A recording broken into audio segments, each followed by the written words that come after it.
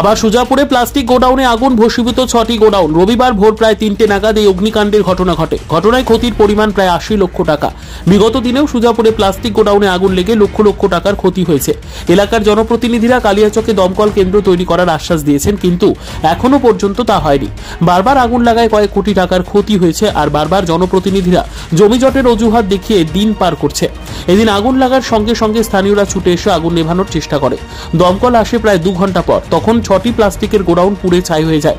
হাবিব খান ওরফে অপু, শাকিরুল, আনিকুল হক ও আজিম শেখ সহ 6 জনের প্লাস্টিকের গোডাউন পুড়ে ছাই হয়ে যায়। একটি প্লাস্টিক গোডাউনের মালিক হাবিব খান জানায়, রবিবার ভোর 3টে নাগাদ গোডাউনগুলিতে আগুন লাগে।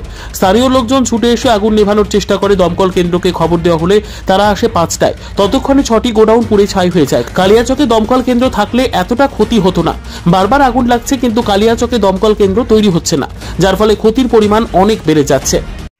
দাদা, ভোরের বেলায় এই জিনিসটা 3টার দিকে আগুন লেগেছে। এসে দেখি গুড়নে ধাঁ ধাঁ করে আগুন জ্বলে। তারপরে তোমার পুরো গ্রামের লোক তোমার ছুটে এসে তো পানি মানি নিয়ে করে।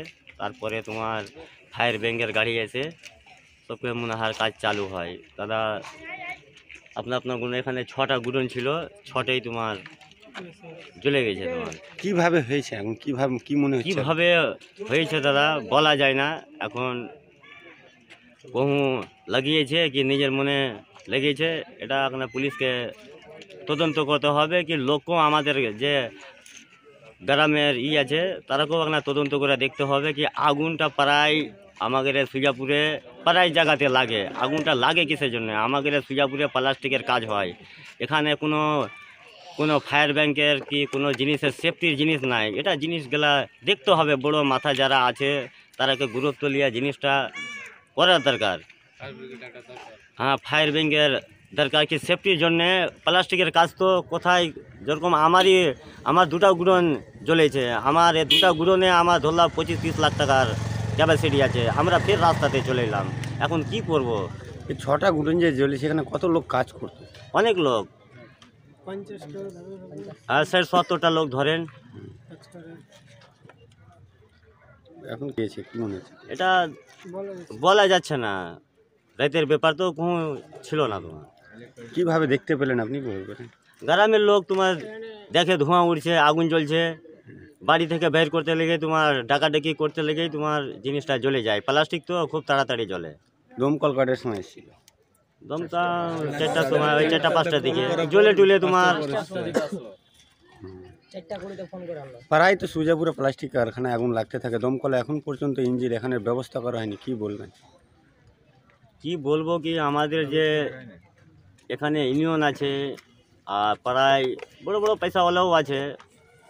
কথা কিভাবে কি করছেন এটা ওই দাদারাই বলতে পারবে। কিন্তু একটা দরকার আমার কথা, আমি দাদা যেটা জানি যে প্লাস্টিকের কাজে তাড়াতাড়ি আগুন ধরে, কিন্তু এই জিনিসটা গুরুত্ব লিয়া কোনো মাথা জিনিস কোনো কিছু বলে না। তো আমরা কি বলবো দাদা, এখন জিনিসটা হয়ে গেছে ছোটো মোটো জিনিস। আমরা ছোটো মোটো ব্যবসায়িক আমরা কি বেশি বলবো, যেটা হয়ে গেছে এখন তো কোনো তো দেখেনি কীভাবে জিনিসটা হয়েছে। আপনার নাম? আমার নাম হাবিব খান, ডাক নাম অপু। আপনার কটা গুণন রয়েছে? আমার 2টা গুণন ছিল। এখানে কটা গুণন পড়েছে? 6টা। 6টাই পুড়ে শেষ? হ্যাঁ, একদম রাগ ছাগ হয়ে গেছে। জায়গাটা দেখো, এরিয়াটা কীরকম হয়ে আছে। বাড়ি আপনার কোথায়? এখানেই স্কুল পাড়া, সুজাপুর স্কুল পাড়া। হ্যাঁ। এখানে আপনি বলেন কি দেখলো, মানে আমার ছেলের রাত 3টা বাজছে যখন, তখন উঠলো কে আম্মা এই অপুর গুড়ন পুড়ে আলো। এবার উঠা দেখছি তো মানে 3টা গুড়ন ওদিকে জ্বলছে, আর এর সামনে 2টা গুড়ন মানে পুড়তে লাগলো আমাদের সামনেই। যখন 4টা বাজছে তখন পানির কল আসলো। কটা গুড়ন পড়েছে এখানে? এখানে কটা জি গুড়ন? 60টা। এখানে কত লোক কাজ করতো? এখানে মোটামুটি 150-র মতন লোক কাজ করতো এটি গুড়নটিতে। ক্ষতিটা কত টাকার মতন হতে পারে যে এদের গুড়ন পুড়ে গেছে? ক্ষতি অনেক টাকা হতে পারে, মোটামুটি 40 লাখ টাকার মতন হয়ে যাবে। দমকল ইঞ্জিন কটায় এসছে? 4টায়। পুড়ে যাওয়ার পর এসেছিল না? মানে লাস্ট এটা গুডন জ্বলছিল তখন এলো এখানে আগে গাড়িটা লাগালে এটা গুডনটা একটু মানে থামলো ওখানে। আপনার নাম? হাসনা রাবি। গেছিলাম এখান থেকে লোক ডাকতে গেছিল আমাদেরকে, আমার এটা গুদাম আইসা দেখছি দুটা গুদাম তো পুরে শেষ হয়ে গেছে, আস্তে করতে এটিও ধরে নিল। ধরার পরে মিনাহার গাড়ি আইলো, তোমার আজান হয় ওই সময় এলো, মানে আগুন যখন পুরে শেষ হয়ে গেছে মাল, মানে তারপর আইলো গাড়ি দুটো। কটার সময় আগুনটা লেগেছে কি অনুমান? রাত 3টার দিকে লেগেছে আগুনটা। আর ফায়ার ব্রিগেড কটার সময় এসেছিল? ওটা তো হলো তোমার 5টার দিকে আসলো, মানে সব তো পুরে চেঞ্জ হয়ে গেছিলো, তারপরে আসলো পুরার পর শেষ হওয়ার পর এসে। তারপরে কটা গুডন পুড়েছে এখানে? এখানে 6টা গুদাম পড়ে যায়।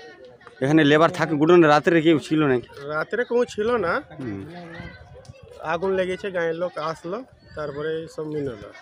এই যে কাজ করার সময় যদি আগুনটা লাগতো তাহলে লোকের কতটা ক্ষয়ক্ষতি হতো? সে 70টা ছিল লোক কাজ করতো সকাল করে। প্রায় এখানে সুজাপুরে প্রায় আগুন লাগতে থাকে, এখানে ফায়ার ব্রিগেডের কোনো ব্যবস্থা নাই? ব্যবস্থা তো হয়নি এখনো। যখন আগুন গুদাম প্লাস্টিক জ্বলে মানে ছাই হয়ে যাচ্ছে তারপরে আসছে, ওভাবে তো হচ্ছে না। এখানে কি সুজাপুরে একটা থাকতো তো এই সব ক্ষতি হইতো না। কত টাকার ক্ষয়ক্ষতি হতে পারে আপনার? এখানে 70 লাখ টাকার ক্ষয়ক্ষতি হয়েছে। কোনো প্রশাসন কি আশ্বাস দিয়েছে আপনাদের? এখনো কিছু হয়নি আমাদের, কেউ সকাল থেকে না আসেনি এখনো। আমাদের এখানে কোনো চাপ নেই বলার। আপনার নাম? আমার নাম সাকিরুল শেখ। এখানে আপনার গুডন আছে? হ্যাঁ। Bureau report, news for Bengal. This channel does not promote or encourage any illegal activities. All contents provided by this channel is meant for educational purpose only.